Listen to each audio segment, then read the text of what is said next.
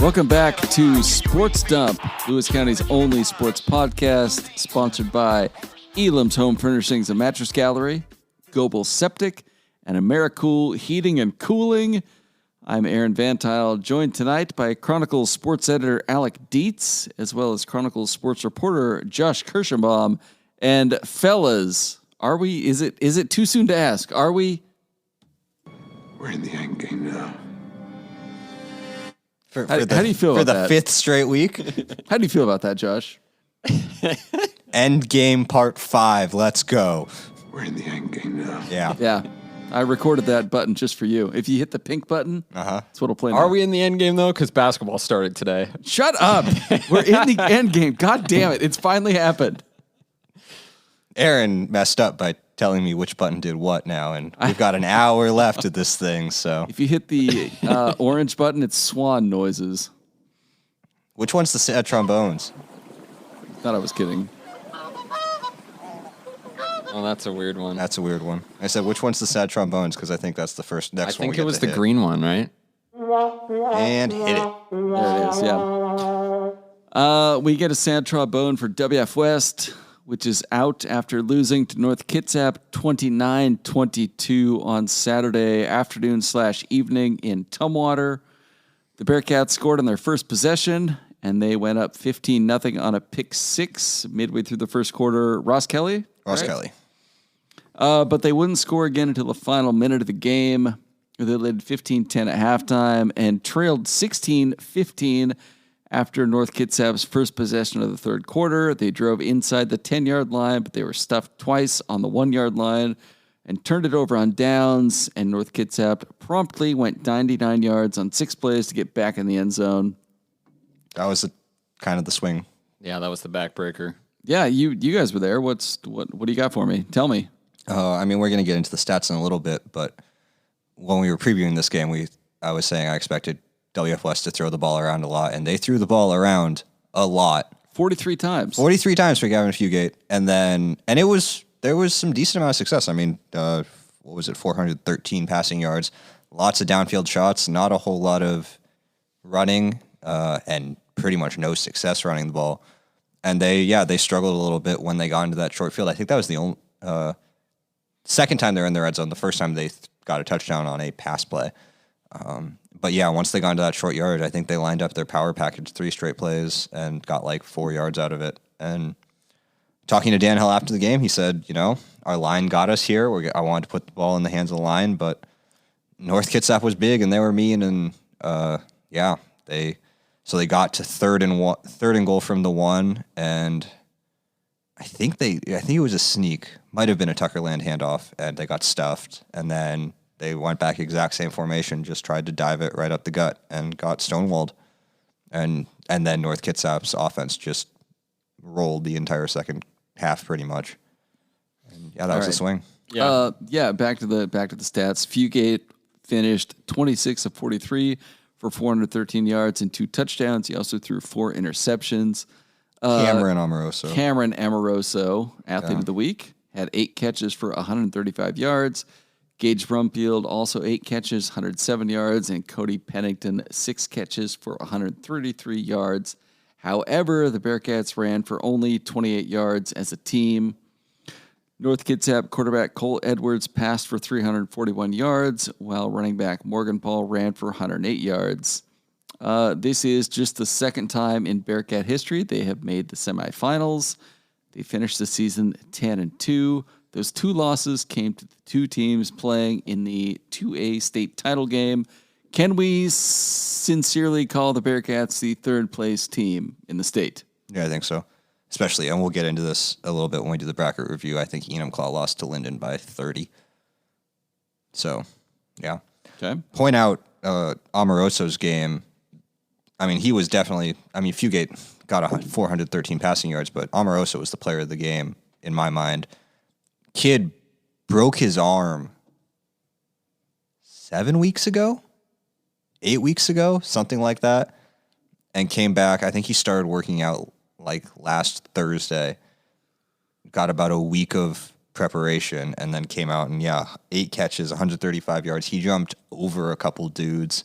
He scored he set up the drive that ended on the 1 yard line, he set it up by just completely jumping over a guy to make an incredible catch.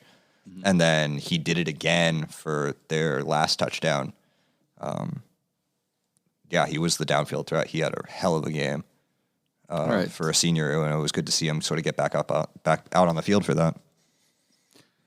Final thoughts on the Bearcats this season. We'll start with you, Alex. Say something nice about WF West. I think that I think it might be sort of a double whammy, but the feeling after this game was probably that they could have and won this game. So the nicest thing I could say about them is they very well could have been playing for a state championship. They were that good of a team. Yeah. Had a great year. Obviously, when the only teams you lose to are the two that are playing for a state championship, you're in good company. So, they finally got the Tumwater Monkey off the back, proved us all wrong. Chad Taylor will forever be a legend. Yeah. Chad's still hanging in that locker room, I'm sure. But really good year. A great year for a lot of those guys. Like I said, last week, Gage Brumfield, the step he took from his freshman to sophomore season was huge. Gavin Fugate still had a very strong year. Tucker Land stepping into the tailback spot, taking for Brock Guyette last year, who's a very good back. And then obviously you want to talk about the line, Daniel Matagi, Andrew Penland, William Buzzard, all those guys are studs. So, really good year. And, obviously the feeling is going to be immediately that, we could have had more, but they had a really good season. Okay. Josh, any final thoughts on the Bearcats? I think it'll be interesting to see how they take it going forward. Talking to Dan Hill after the game, he really talked about the fact that this was kind of a year that he could see coming 4 years ago, 3 years ago. This senior class really kind of took that step. Guys like Fugate, guys like Amoroso, Cody Pennington, on the line, Matagi and Buzzard. You need the group that's a whole bunch of playmakers at different spots. And Dan Hill was saying that those guys had been the leaders, not just this year, but they had been the leaders for 3 years or 4 years, and you could sort of see that it was going to culminate this year. And now you're going to see kind of whether the guys who are left, your Gage Brumfields, Tucker Lands, if this was a culture change and they can keep it going. They're going to have to replace a lot, but it'll be interesting to see. Okay. Right. This episode of Sports Dump is brought to you by Goebel Septic. Serving Thurston, Lewis, Mason, Grays Harbor, and Cowlitz counties since 1979. Goebel Septic is your trusted resource for all things septic, from septic maintenance and inspections to portable toilet and sink rentals. Goebel is your go-to thing. Go-to for all things septic. Okay. You can learn more at goebelseptic.com. GOEBEL septic.com, or give them a call at 360-736-2167. Let's drop down to the 2Bs for the next set of roundups. Do you want to go PWV or Napavine first? Wow. Good choice. You didn't like the order I put them in the notes? First up, Napavine hammers Dear Sweet Chihuahua 49-6. Alec, you're the movie guy. Give me your review of Dear Sweet Chihuahua. Same old story. I've seen the movie way too many times this year, I will say. When did Chihuahua score? Oh, yeah, it was like right at the end of the first quarter. Yeah. It looked like Napavine just wasn't really set because they snapped it, I think, at 1 second. It was a 49-yard pass, yeah. It was a run. Run, yeah. Yeah. It was Katzer. And it didn't look like they were Katzer. set because I'm pretty sure the clock was at 1 second. Anyway, they were set, but probably not ready for it. Anyway, 49-6, I think that kind of tells the whole story. Aaron can read off all the stats. The Tigers, not the Dear Sweet Tigers, just the Tigers, outgained Chihuahua 404-59. They held Chihuahua to -2 rushing yards. Passing yards. Passing. It says rushing on here. Yeah, it was passing. Oh, sorry. Yeah, their positive rushing yards was They had based 61. on that 49-yard touchdown. Yeah. You want to talk about their punter, Alec? Oh, good God. Did you catch that? from was doing from the your bow and arrow cozy, thing? Yeah. and then it went over his head. Yeah, and then What he a botched it, dingus. and What are you doing? It was Not to call out That's the- players here, but that was fun. That's the worst That thing was- I've ever seen. Honestly, That was wild. horrible. What are you doing? At what point in a 49-6 game can you justify doing the bow and arrow thing? Why? Who does it that was- before a punt? And that was the worst possible moment because he did it right before the snap went over his head. And Yes, set up a to be fair, touchdown. the snap was not his fault. Like he did get put in a bad situation, but he's the one with egg on his face after that. What are you doing? He didn't do it after that. But also just the approach to be like, I'm totally going to smoke this punt because our offense has once again failed. Anyway. Sorry, I didn't mean to derail it, but that was the highlight of the day. I was shook. I was shook when I saw it. It was wild. It's like, what is this guy doing? Chihuahua sold out to stop the run, and they found out that Napavine they got some receivers. Ashton Demarest, Napavine quarterback, was 14 of 26 for 299 yards and 5 passing touchdowns. Those are Napavine stats. Those are Terry's stats. Yeah. He also Why had, were they not yours? They were close. We compared notes after the game. All right. I checked him. No, Terry always keeps good stats. Along with 10 rushes for 55 yards and a touchdown. The big winner in that batch of stats was sophomore Carson Denault, who had 5 catches for 210 yards and 2 touchdowns. Colin Shields, also a sophomore, also had 5 catches for 32 yards and 2 touchdowns. Max O'Neill also caught a touchdown pass. They hit the running clock early in the third quarter. Yeah, what'd you guys think? You were both up there. I was taking photos. I was telling Alec I thought WF West ran the UW offense from the Apple Cup, but Napavine did too. It was just every single play was every single down was big play down, pretty much. There wasn't we're going to save the deep shots for 2nd and 1 when you can come back and run it, or, 3rd and 20 when you need it. It was just any play could have been over the top and did go over the top pretty much. They were definitely not afraid of the home run play. Yeah. You know what? I appreciate that. Yeah. Well, I saw running one covers- game this year, and I like to see home run plays. Yeah. Well, especially against a cover 0 defense. I think Yeah. Napavine will take Denault or James Gross or Colin Shield. They'll take pretty much any of their guys. Yeah, and most of them Against were cover 0 all Most of game them long. were just running past them. Exactly. Denault did have one, I think, up the seam where he took it away from the guy. That was a really nice catch. Right. So, if a team, Faye said this after the game, is if a team's going to try to take away the run and, try to sell out to stop that, that's great. Their rushing numbers didn't look great in that game. So I guess props to Chihuahua for doing that. But, Ashton Demarest is going to, I think that was probably a season high for attempts for him, probably by a lot. He'll normally beat you, throwing like an 8 for 10 line for 300 yards and 5 touchdowns. It took him 26 passes to get there, but And, Did he play the whole game? yeah, Did he? Yeah, he was. he did. First time And this season? even the 14 for 26, there was a couple pass plays at the end of the first half that were just kind of like, hey, there's almost nothing left on the clock. Let's take a shot downfield. Yeah. That in a different situation, I think that'd probably be a 14 for 23 maybe, Sure. or 14 for 22 or something Sure. else. And so that could be a little misleading. But yeah, their passing game looked pretty good. I was impressed by Napavine. Yeah, you get to actually talk about watching the game this time. How does that feel? I watched a game. How do you guys feel?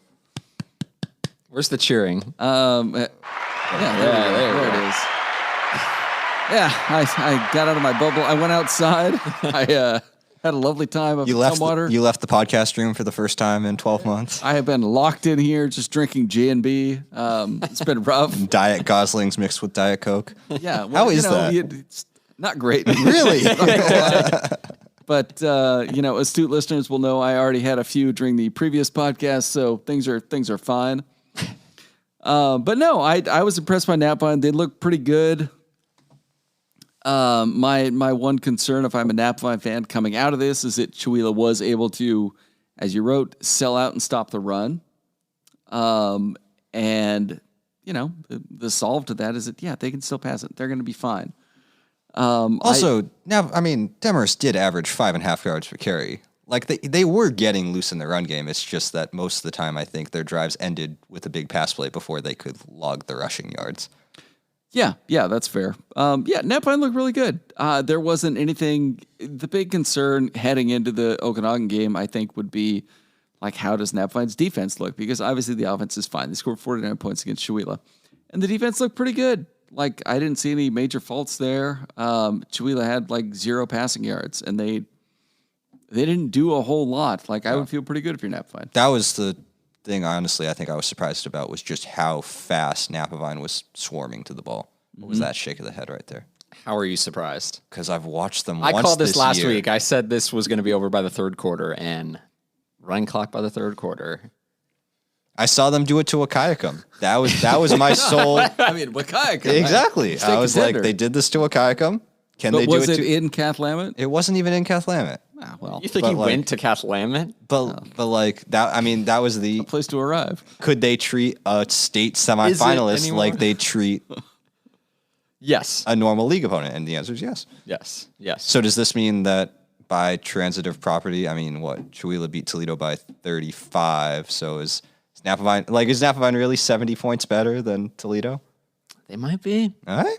Well, by the same transitive property, you got to look at the Okanagan Chihuahua game, which They went was by like 34-7. 28, yeah. So Knapvine, are we setting the line at Knapvine by like Oh, 20? we've got a whole section on the 2B title game. Let's wait for that. Okay. Let's get into Let's go game MVP for you guys in this one. You were both there. What do you think?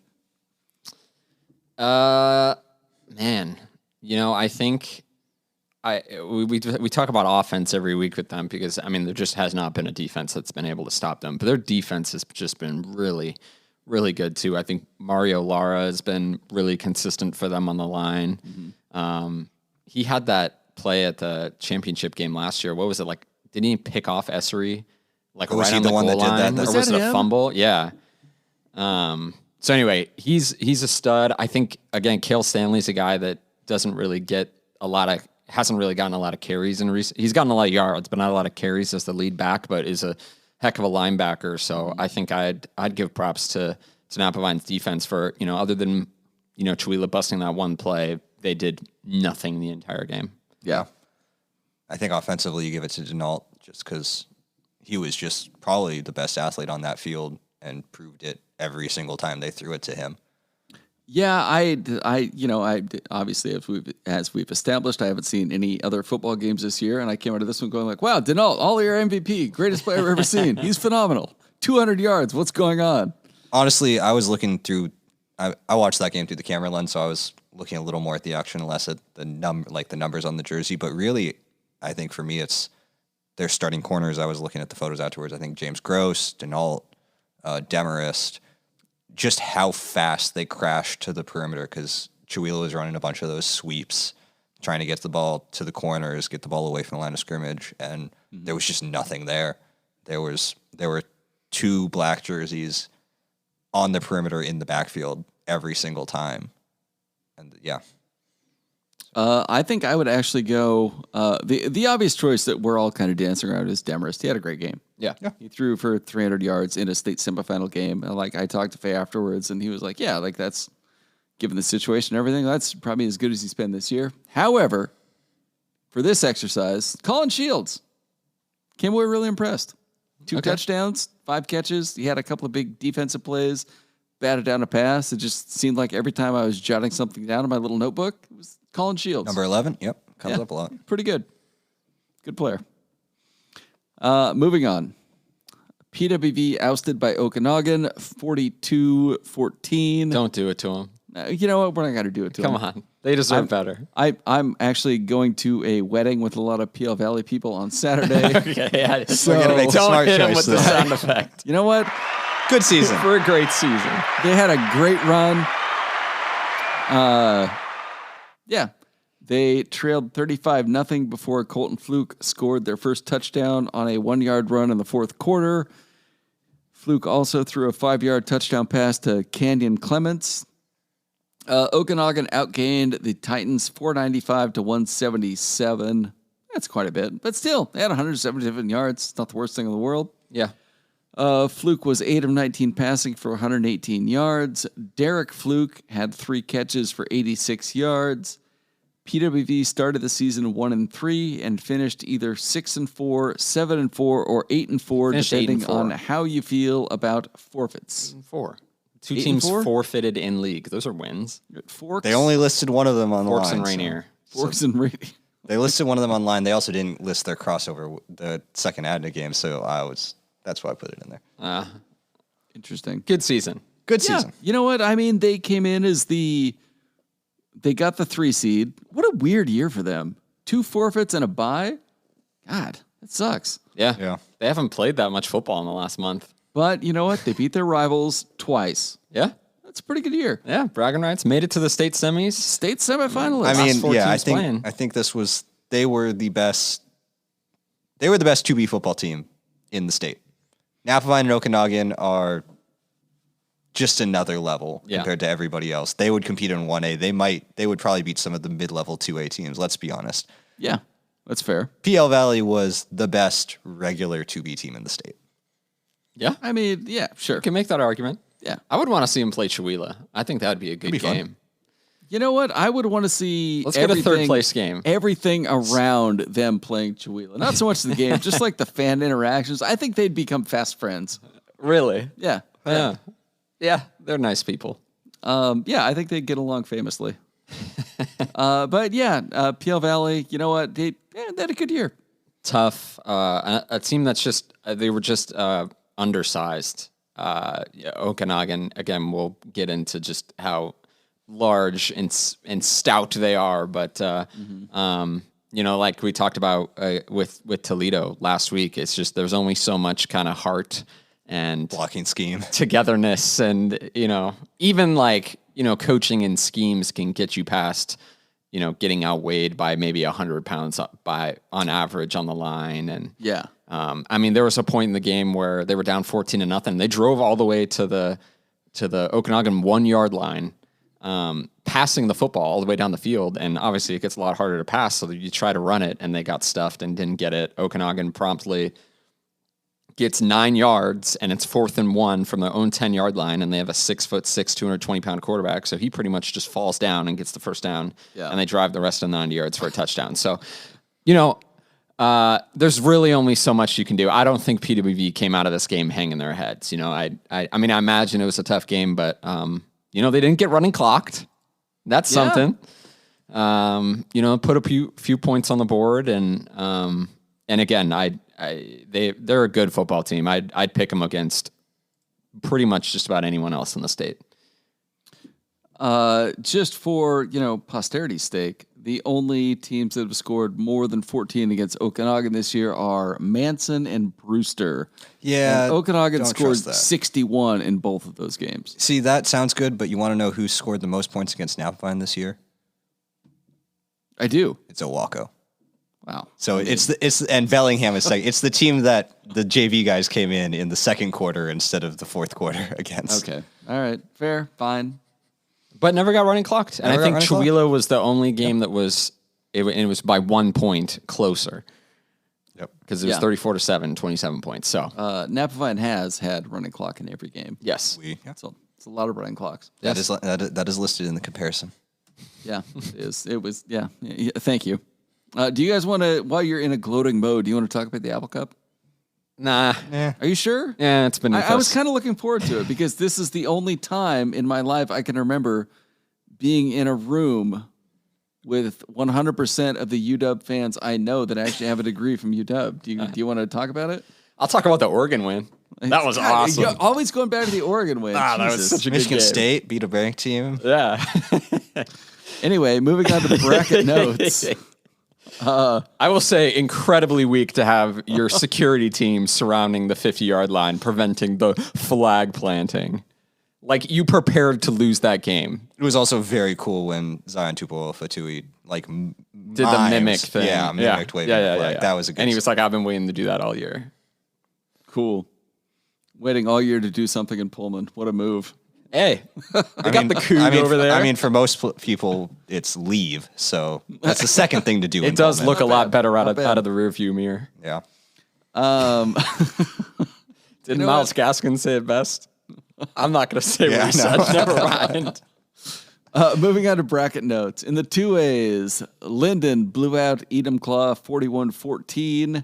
So the finale will be Linden versus North Kitsap in a rematch of last year's semifinal. Linden won that one 15-10 in a monsoon in Bellingham. Who do you guys have in the finals? Linden by 3 touchdowns. Yep, fair. And the 1A is Alex's favorite team ever, Mount Baker. Kept the upstate train. What, they the 12? The 10. They're the 10. 10. And remember when I said they could win it all? Are they the ones with the quarterback with the cool name? No, we're getting to him later. No. Okay. No, but they got the running back with the last name George. You guys kept making Beatles references. That was pretty good. Yeah, that was a good fun. bit. Yeah. They beat number 3 Nooksack Valley 14-13 on a blocked field goal as time expired. It's not electric. That is electric. That's pretty cool. Was that the same final score as their Kansas tiebreaker against each other? They've played each other, at least 3-4 times this year or so. Yeah, they keep rolling. Okay. Let's see. And then here we go. Number 1 Royal also kept rolling. They blew out Freeman and Bowen Phelps. I thought it was Bone It's Phelps. bone. It's just bone. Yeah. He spells it like that? Yeah. Weird. What was that? There was like a scoff there. Like, Yeah, just spell it right. Come on, man. If he was one of the PL Phelpses, they would spell it Bone. Yeah. I'll tell you that much. Yeah, and his number would be like 95. It would be number 69. Come on. On the Phelps? Come on. Yeah. Anyway, they blew out Freeman 57-21. So we've got Royal and number 10, Mount Baker. Sorry. I know you hate that. You No, hate when the number 10 seed makes a run. It's a terrible bracket. No, I only hate it if I'm on the seating committee that is, fudged up that much. I mean, what's funny about the 1A bracket is how bonkers everyone says it was, and yet Royal is back in the championship game once again. And- so how bonkers has the bracket really been? The answer is quite bonkers. The 1A season has been completely insane Sure, this entire year. But Royal is in the game at the if they win the whole thing at the end. It's like March Madness. There's always, Sure. a ton of first round upsets, and half then the Final Four is always one seed. Kansas and Duke. Yeah, exactly. Yeah. I could see Mount Baker taking this one.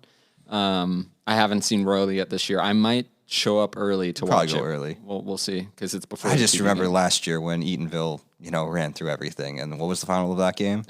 A lot 50 too little. to 7. Yeah. I don't think they scored. Yeah, it was not close. Yeah. The note on the 2B bracket just says, how about we save that juice for this one for a bit. All right, we'll go to the 1Bs then. Number 5, Liberty Bell blew out number 1, Odessa, 70-24. And that has to be the shocker of the entire season so far. You know who comes out looking really good in this? Masaryk. Mossy Rock. Yeah, Yeah. looks a lot better now. Yeah. You know what? Yeah. I think Not so Liberty bad. Bell is one of those teams that have been hovering between 2B and 1B as well. Yeah. They were in that Okanagan Valley, right? I can't remember them being 2B ever, but they were a team that, this is taking you to the Wayback Machine, but I think PL beat them for a state basketball title in 2010. Okay. So they were, but that was PL won a basketball title that recently? state championship. Wow. Yeah, man, miracle run, Miracle run. wild. But run. one of Who was those the star on that team? Hank Robinson was the star. I Hank could probably give you the Robinson. entire starting lineup. Give it was to us. Hank Robinson, one of the Topelt boys, Devin, maybe Devin, Tyler Ratke, Joey Vetter, and Daniel Duncan at shooting guard. Wow. Great team. at Wild that. team. did not go. I'm sure Shout out PL. 5 people Yeah. who did not go into this podcast expecting to get shout outs, but here we are. It was they beat. Oh God, it wasn't Bear Creek. It was somebody else. But Robinson was the star. He was like a sophomore, junior at that point, and he hit like a last second, probably 25, 30-foot buzzer beating 3 from the corner, For the or state chip? from the no. It was like in the. Oh, okay. It was like in the semifinals. Okay, But it was still. like buzzer beating. And after that, it was like, well, these guys they came in as like a 3 or 4 seed. Okay. Wild times. Anyway. Terrible bracket. So that's the Liberty Bell There's no Odessa shooting committee. semifinal covered right there. Yeah. Liberty Bell. They got to be the favorite now. Yeah. So. I think so. Against against the Nia Bay team that is also very good. So what seed were they? The 3? Number 2. 2. So And they just Number 2, they hammered Liberty Christian. you can only have so much 82-24. liberty in a game. yeah, you can't have a Liberty Bell and Liberty Christian. Also, I was at Thanksgiving, and my great aunt was there asking about the Nacelle game. Oh, I got family down in that area, and it was like, that was the one that was 76, 74. Yeah. She heard that score and just shook her head. Too many points. It's 8 She was man. upset. It's 8 man. I tried to explain that, and she was just not having it. Too many points. You got to go watch an 8 man game. Well, I don't think she's going to, so I don't know what to tell you. How you guys set for furniture? Man, could always be better. could be a I'll little tell you warmer. right now, this room needs better furniture. This room's phenomenal. It's cold. It's cold. This chair's not all that comfortable. I'm like leaning back in it, and it's just There's 2 whiskey bottles, and both of them are empty. It's not true. This one's still got some in it.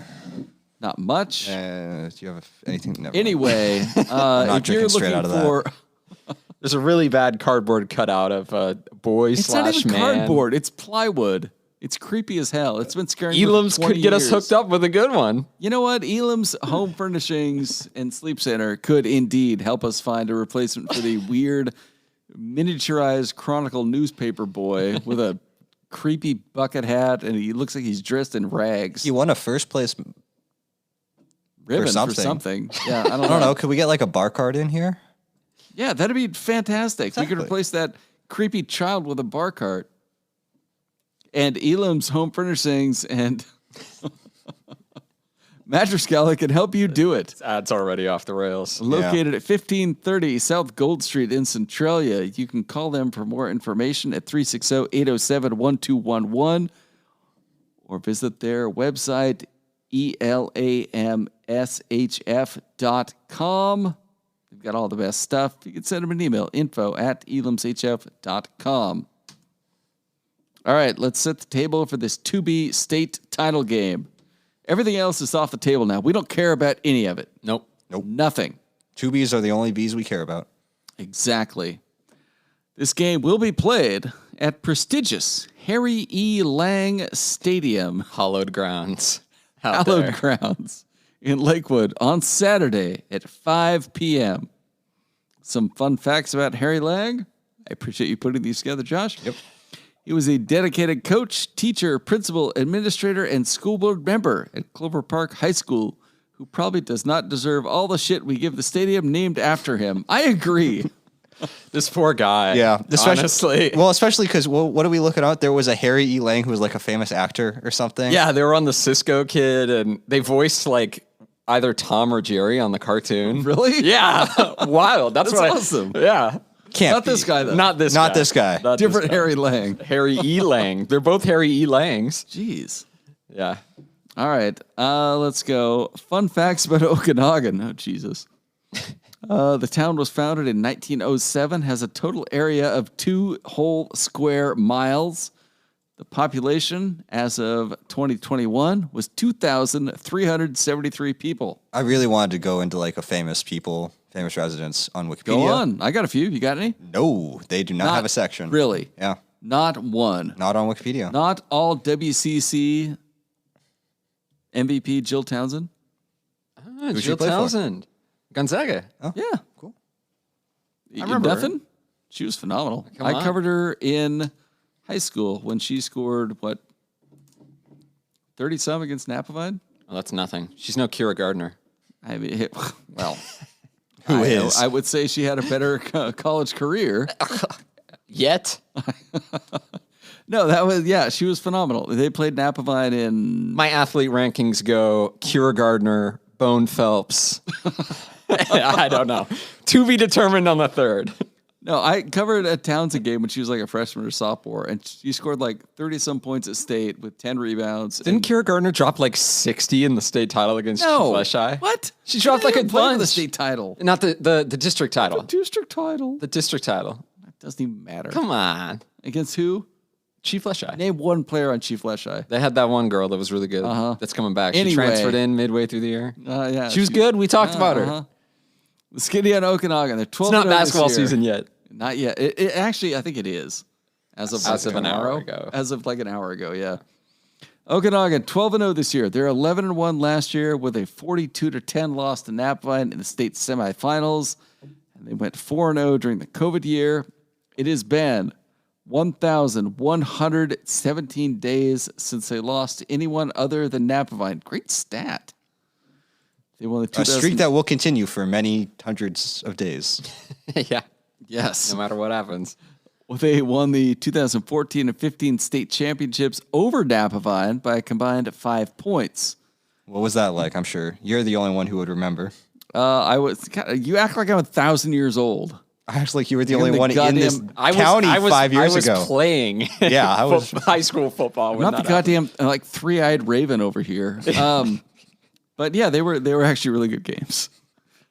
Jimmy Townsend, older brother of Jill Townsend, was the star tight end for Okanagan. They had a good team. So Okanagan holds a 2-1 postseason record over the Tigers. The Bulldogs got here by beating Onalaska 55-0 in the quarters and PO Valley 41-14 in the semis. It was actually 42-14. Oops. I shorted the Bulldogs a point. Okanagan's quarterback is Carter Kuchenbach. I was thinking about all those 41-14 Apple Is it Cups. Kuchen Buck? Kuchen Ooch? Kuchenbach, I'm sure. He's 6'6" tall. He's thrown for 6 touchdowns in those 2 games. Jimmy Swartzel ran for 227 Johnny yards. Swartzel. Johnny Swartzel. That one was written down correctly. It was. You got me. You got me there. You just didn't get me. They're starting O-line. I'm not going to read the names. 6'5", 330, 6'2", 215, 6'1", 260, 6'3", 300, 6'2", 275. The average is 6'3", 276. For shits and giggles, WSU's starting line in the Apple Cup. Oh, you got to bring the Apple Cup up again. You brought it up first. Average 6'5" and 300 pounds. Okanagan's giving 2 inches and 24 pounds to Wazoo. That's insane. Yeah, that is pretty. And the good. only reason Yeah. it's that much is because of Austin Nelson, who is 6'2", 215. And if you are 215 and playing on that line, you know that is the most violent man on that team. Yeah, yeah. If you are 115 pounds lighter than the tackle next to you, you are hitting people hard. Yeah. Who have they played? They beat Chewelah 34-7. That's the only game against a state team in the regular season, and it's their smallest margin of victory thus far. Meanwhile, the Napavine Tigers, our local champion, they're 12-0. They've won 12 games via the running clock 40-point mercy rule. They have shut out 6 teams. Their lowest scoring output was 40 against Adna in week 1. That's also the smallest margin of victory they've had. I like how we talked early about how Josh Fay was so good at getting to 40 and then stopping. And and since then just has not Yeah, followed and that rule. he heard that and he was like, never mind. Yeah. They've allowed double-digit points in just 3 games. The average margin of victory is 52-ish points. A few points of order on the roster. Ashton Demarest, quarterback, pretty good. Kale Stanley, running back. Also, what's it, defensive back? And linebacker. Linebacker. Depends on the defense they're trying to run. Also pretty good. Yeah. Wide receivers, we've mentioned them already, but the Denault kid, the Shields kid, they got a Kelly kid, they got an O'Neill kid. They got a Anybody Gross. else? They got a Gross, James Gross, James Gross. pretty good. Yeah. the one I forgot to put on this line, also pretty good. Their line is good. Their line, I feel like Deacon Parker, they got Mario Lara. No, Yeah. Lara doesn't play on their offensive line. Uh, They got Jack Nelson. Okay. He's a Jack big Nelson's kid. big. I feel like they also play bigger than they are. Jose Guyona. Yeah, I think Yeah. they're fast. They're well coached. Their schemes are good. The line is in getting into the preview portion of this is, I talked to Josh Fay on the phone today about this game, and he said it's going to be one in the trenches. He wanted to avoid I think what everyone's kind of been latching on to is the size versus speed sort of comparison, and he wanted to avoid that because his guys are big too. I mean, Carson Denault running by all these Chewelah kids at 6'4", he's not small. Yeah. I'm doing the interview and I'm holding the phone up. Like he's a big guy. They're not necessarily a small team. They might be a smaller team, but it's going to be interesting to see what happens in the line because Napavine's controlled the line of scrimmage in every single one of their wins, and they're going to be hard pressed to win this game if they don't control the line of scrimmage in some way in this game, whether that's getting pressure and forcing turnovers on Kuchenbuck.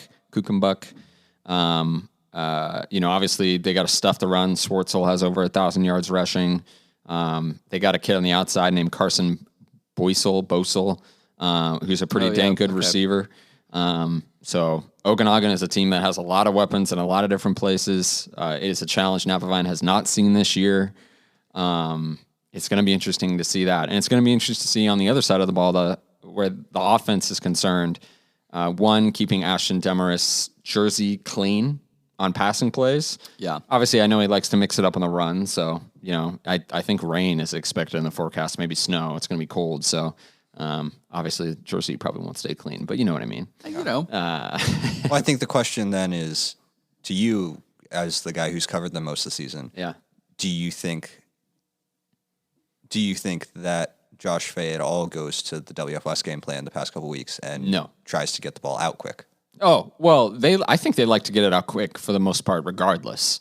Most of their route concepts, you don't see Ashton Demarest hitting guys 50 yards in stride. He's not holding onto the ball. Even on those plays they hit over the top last week, he was throwing them pretty quickly, and guys ran under it, 30, 40-yard throws. It's not like he was holding it back there for 5, 6, 7 seconds, right? He was holding it for 1, 2, 3, waiting for the wheel route to develop. But you do see them run launching it a lot, and a fair bit in the way of screens and jet sweeps. Sure. Do you think those get cranked up when the opposing line is that much bigger? I think they're still going to try to run the ball. I don't think they're going to completely abandon that, because I think if I'm Okanagan, I'm not going to do what Chihuahua did and play cover 0 and say, we're going to cover you man-to-man with no safety help, especially when you have a line that big.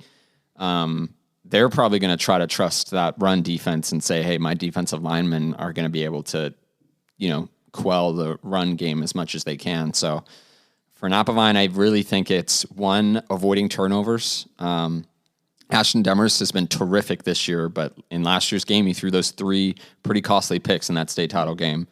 You have to avoid those. You have to avoid, obviously, again, you bring up last year's game. They had the safety in the end zone that led to the Kalama touchdown after they held Kalama in check for most of the game. So avoiding mistakes like that, winning the special teams field position battle, it's going to be, they're in unfamiliar territory because this game should be close. Yep.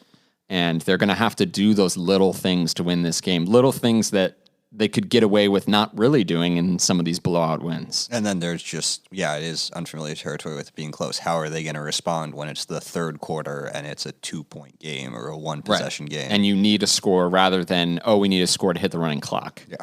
I could see it. I could see Napavine also not running clocking Okanagan. I think that's totally off the table, but controlling this game with their speed and size too. But I do think it's going to be a close game. I think, Okanagan just presents with a line that averages 276 pounds across the board. That's pretty unheard of for 2B football. We were reading off North Kitsap's line last week, and it's like comparable to North Kitsap's line at the 2B level. So I think it's going to be a great game. I think, these teams obviously don't play in the same league, but there's storylines galore. This is Okanagan has the chance to win a state title for an Eastside team for the first time since they won it in 2015. I don't believe an Eastside team has been in this game since Liberty in 2016.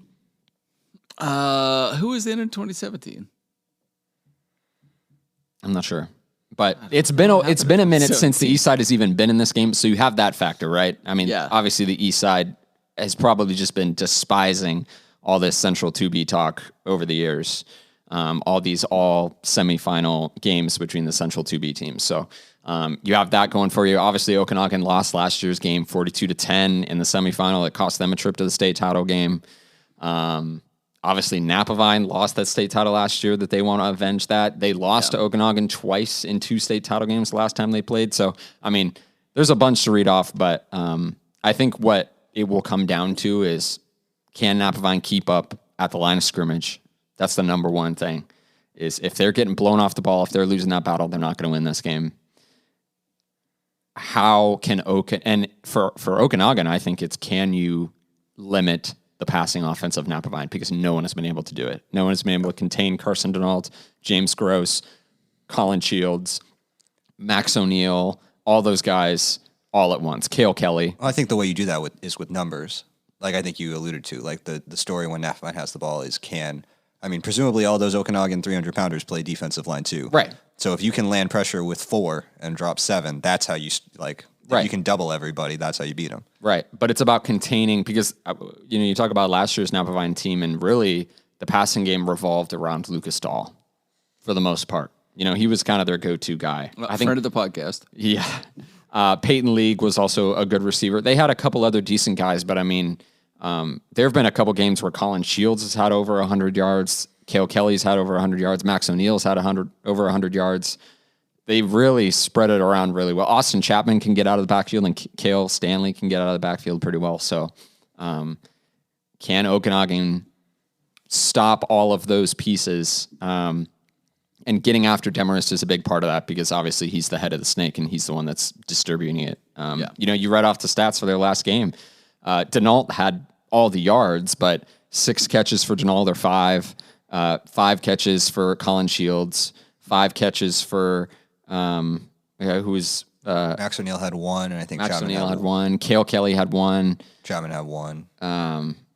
So they spread it around. It is an offense that isn't locked onto 1 or 2 guys. Much like the UW offense in the Apple Cup, you could say. Mm-hmm.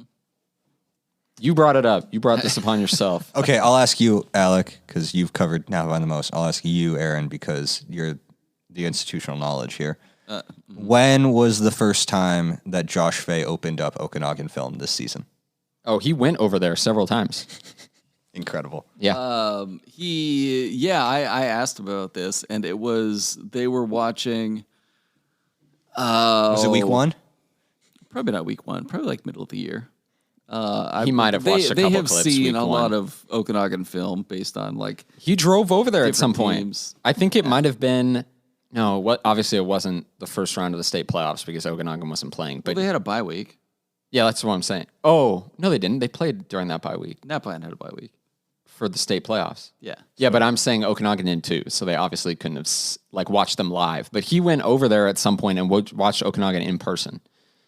It might have been against Chihuahua. I don't remember, but probably a Spokane area game.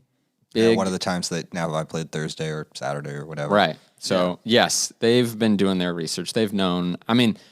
Obviously they're not a team that gets wrapped up in that future matchup. Even last year against Kalama, those two teams were headed on a collision course all year for each other, and they were near each other. So I think it made it even easier to sort of hype it up. But yeah, no, he's been doing his research over the course of the year. I assume they all have. Wilson and Demarest, they all have been checking it out. I like these guys. They've been doing it forever. They've been working together as coaches for a long time. They know how to access film and watch film and get together. Well, and they've played against Okanagan before. Yeah, but for all the times coaches are we're only concerned about our next opponent. The next game's the only one that mattered. This is also probably in all the years I've covered this is the biggest instance of you can say you're only concerned about your most opponent and not worried about who you'll see in the finals. That you could have bet from 2 months in advance who you will see in the finals, and it's impossible to pretend you have not been kind of thinking about that. Yeah, this one last year felt this way too. Yeah, last year kind of felt this way exactly. This is like the Avengers back in 2012 being well, we're not worried about Thanos. Yeah, sure. Yeah. I think it'll be fun. I think it'll be really fun. Question for you guys. When I talked to Faye, he mentioned Rocky 4 in the Napa and Okanagan matchup. He's saying who's your Rocky? Who's your Drago? Cale Stanley's Drago. No, I'm talking about what?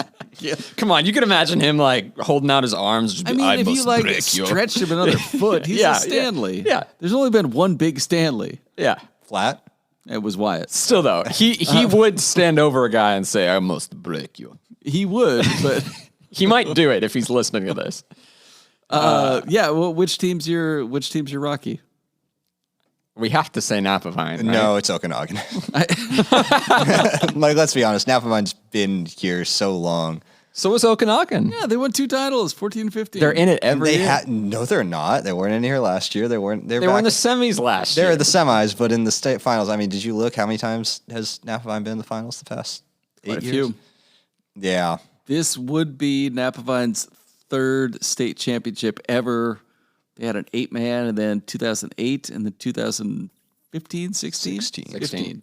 They lost in 15 to They Okanagan. lost in 14 and 15. And then To Okanagan. Yeah. I don't know how I don't know call. if either of these teams. It's not the same setup. Nobody's like there isn't an underdog. Calling here. Josh Fay a liar? A little bit. I don't know. Obviously in the first Rocky, he loses. So you could say like, oh, this is Napavine in like Rocky 2. So he should have said Rocky 2. Okay. Well, you can text him. I guess it could be maybe. Well, it'd be Rocky 3 for Okanagan if we're really thinking about it. It's like, because really, if we're being Okanagan lost last year, right? And then if they came back and won this one, it'd be like, and then Napavine would be as Mr. T. As somebody who really hasn't watched those movies, I feel like it's closer to Creed versus Drago. Like the two big favorite. Like nobody here is the plucky underdog running up the steps of Philadelphia because he can't like buy a trainer or whatever. I don't know. I can't wait till Alex column for Thursday's paper. Josh Fay does not know what he's talking about in terms of movies. Cinema Sin style. Actually, Josh Fay is wrong about Rocky. Here's why. Have you even seen Rocky? I will admit right now too, I haven't seen Rocky 5 or 6. But I've seen the first 4. But actually, this got me thinking about it with Rocky. Like, has Josh Fay this entire season even tried to pull out the "nobody believes in us" card? No, exactly. No, he's too much of a realist. He might be the only coach in the area that's we're the underdogs. Nobody thought we'd be here. Nobody expects us to win. Nobody thought we'd beat. Who is the Bellevue Christian or whoever? Yeah. Remember when that Dabo Sweeney? Yeah, Dabo said it like when he said little old Clemson won the national championship. Like, dude, every single coach that Adonis is your quarterback. Every single coach that won in March Madness last year, like every time Kansas won and Bill Self was like, nobody thought we'd be here. It's like, no. And I'm sure, like, if Okanagan's coach said, I'm sure they're not saying that either. Like, there is no plucky upstart. Like, yeah, they're both Drago, I guess. Yeah, Yeah, that's fair. Drago lost. So they're both going to lose. You know what? A man can dream. Jackson Essery just like walks onto the field. Game. Well. It's me. Your failures have brought you right back to me. It's me, Austin. We're in the endgame now. This segment brought to you by AmeriCool Heating and Cooling. You can call their emergency line at 360-273-3300 for 24/7 emergency service. Josh, you wake up at 2 a.m. in the morning and you're like, God, I'm too cold. Who do you call? I call AmeriCool. Hey, you should call a friend first. But then call AmeriCool Heating and Cooling. 360-273. What would the friend do for him? Alec, what would I do for you? I don't know. I'd say get a blanket, dude. Come on. No, you'd say call AmeriCool. Oh, you're right. Absolutely. I failed this ad read. Your comfort is their business. They offer full-service HVAC installation services and repair with a 100% satisfaction guarantee with everything they do. Not even your best friend could offer that. God damn it. What you just nailed it. Visit west.americoolonline.com for more information. AmeriCool, a better friend than Alec. And now for our final segment, Hot Take Time. Let's list out all the places it would be better to host a state football title game than Harry E. Lang, Sparks, and Mount Tahoma. We're going to have fun. Josh Fay was doing this on the phone with me today. Hey, throw me some ideas. Literally any place. Fay said Civic Stadium up in Bellingham, and he also said Kelso would be better. Kelso. Kelso's problem is there's only stands on one Kelso. side. Well, that too. You don't like, God, what was it? Schroeder Field inside Stewart Track at Ed Leinen Stadium. They've named every single blade of grass. Every seat has a sponsor. Their press box is named after somebody who I forget. I don't remember who it is. Is it Harry Lang? It was not, but No, that one's tough because you only got stands on one side, which I think two-sided stands might be like the thing that you need for a neutral Yeah, site. you gotta keep them separated. Which is why, nice reference. Yeah. Put it at the Pop. Put it at the Pop. Pop Keeney. Sure. Put it at Memorial. Put it at Stadium. Memorial would suck. Oh, Memorial. Stadium. Oh, be still my heart. I'd buy out all the tickets. You can pretend to be Heath Ledger and like run Yeah, downstairs. you're goddamn right. I've done that. You telling me that wouldn't be fun? I mean, Yeah, I think it'd be a blast. It would be a little less scenic because it's gonna be like gray and 30 degrees out, but like you could probably still see the water. It's going to be that everywhere, though, Yeah. you know? Yeah. Obviously, I mean, Husky Stadium's not doing anything now. They should put it there. Put two in Seattle, 2 in Pullman, and 2 in Cheney. Why not? 2 in Cheney? Eastern on the Inferno. Don't do a red turf. Okay, No, fine. I'm That's doing too it much. it's not a red turf issue. It's a Cheney issue. Like, Jesus. I mean, I would say the same. Okay, you want to go to Pullman? No, go to like Central. You got 1 in Seattle. You got 2 in Seattle. You got 2 in Spokane. Throw 2 at like. Central's not very big, the field. Is Or it the bigger stands. than Harry E. Lang? I don't know if it is. It doesn't have bleachers on both sides, I don't think. It set something up. There's also like big schools in Yakima, right? Yeah, there's like you can put it like Kiggins Bowl. This is in Vancouver. It's Yeah. big. Just put it at Husky Stadium. It really cowards. should be at Husky They Stadium. offered it 6 for of them. free. Yeah, put all 6 of them at Husky Do it. Stadium. Do it like Easy. Yeah, I mean, how do they do it for when they did it in Tacoma? You do like the 1Bs and the 2Bs on Friday. Like you Yeah. play 4 and 8. They would do 2 Bs and like 3 As on Friday. Okay, yeah. So you do 1 at 2 and 1 at 6, and then you come back on Saturday and you play what 10, 2, 6, and 8. You probably that might be hard. Yeah. Like, No, yeah. 10. Well, you'd go like 10, noon, 2, and 4. You Yeah. probably why didn't you do 3 on Friday and just say skip school? Or It's skip school. Yeah. like just start a game. Education, my man. Really? Yeah. It's important. All right, sure. But yeah, like mean, you would yeah, get that's so just the much. way it's You would been. get so much more attendance if you could go to the game before, and make a day of it. Yeah. And it's so. I don't want to use the It's- word sad. It's so disappointing. All of my friends I follow on Twitter who are like covering sports in other places, and it's like, here I am at Jerry World where the Texas small school flag football state title game is about to be played. Yeah. And it's like, Or I am the going to- California schools were playing at the Rose Bowl. And it's like the WA has said, oh, we don't want to put it at Husky Stadium because the atmosphere will be bad. Oh, yeah, you think the 2,000 people that showed up for the high school game at the Rose Bowl is great atmosphere? They used to do so it- what? It's the Rose Bowl. They used to do it at, what was it, Home Depot, where the LA Galaxy played Carson. But even that was like, that's a real stadium, and people filled it. It's just a dumb excuse. I went to one of the California state title games in Carson, and it was like full. It was good. They got that like hill up on one side. Just make it an event. It's It not, should be an it's event. not There's- an event right There now. is zero reason to go to one of those games if you are not a parent or student of a school participating. Or like a fan, alumni, whatever. And there is zero. It's in places, and the marketing is such that you're not gonna ever have anybody go who is not directly affiliated with the school. There's no way to watch multiple games other than the 2 that are there. Like Yeah. they're all at the same time. Like, and that's the other thing is like, oh yeah, let's put them all next to each other. That's great, but they're all at the same time. And so that's yeah. pointless. Why are we doing it all next to each other when all the games are at the same time? And it's a little bit hampered, I think, by the fact that Seattle schools are not great. Some of the like the venues. no, like the school, the teams themselves. Like some of the 3As are great, but a lot of your 4As are coming from East. You got teams from Spokane, you got teams from Southwest Washington a lot of the time.